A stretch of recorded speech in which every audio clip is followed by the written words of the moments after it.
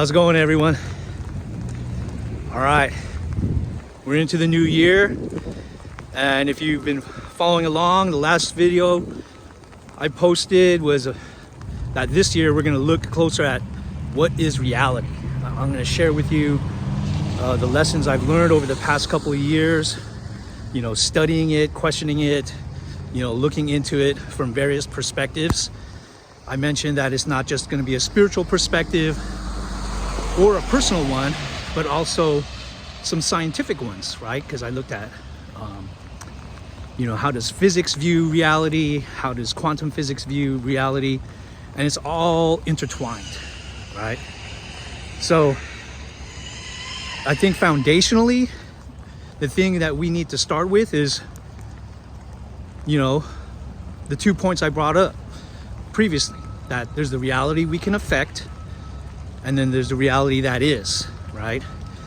And the reality that is what I'm doing right now. I'm walking in the rain, in inclement weather. And weather, for right now, is not something that us humans can control. It's something that we live with, right? I was journaling recently about how in the Pacific Northwest, where I live, it rains pretty regularly. It doesn't rain all the time, it rains regularly. And what that means is it doesn't stop anyone from doing what they got to do with life. I don't know if you caught any background noise, but there's some construction still going on, right here. And it's raining. It's not raining hard, but it rains. This is kind of the way it is out here in this area of southern Washington. So then there's the reality we can affect. And that's what today's video is about. It begins with observation, right? Self-awareness, believe it or not. So what physics has concluded, that reality has to do with having observers. And I'll put a link, in here about the observation theory and how that by observing particles, we can affect their behavior. So what does that mean? That means that there is a potential that just by us looking at something, paying attention to it, it affects it, whether it's inanimate or not, right? We don't know why. It's just kind of what it is. And, it leads to a bigger question about, would we even care about these questions of life if we didn't know how to observe, right? Like the human species right now is one of the few species we know of that can observe. So one of the first principles of recovery is to be honest, to admit to ourselves that we do have a problem.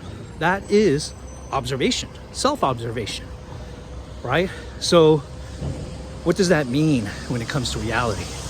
Well, reality doesn't change until we're willing to look at something, but we have to look at it honestly, right? Here, story time.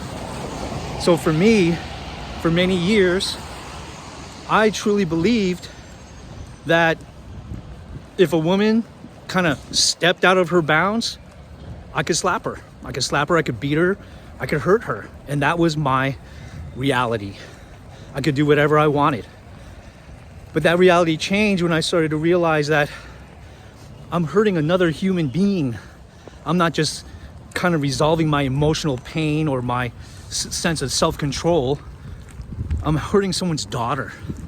I'm hurting someone's baby that someone loved and loves, right? So my reality changed because I observed that behavior wasn't something that was in line with what I'm trying to be, what I'm trying to express in life. That's how observation, self-awareness can change your reality. You first have to be able to observe what it is that needs to be changed. That's the foundation of how you affect reality. It all begins with you recognizing what needs to be changed. All right, more to come.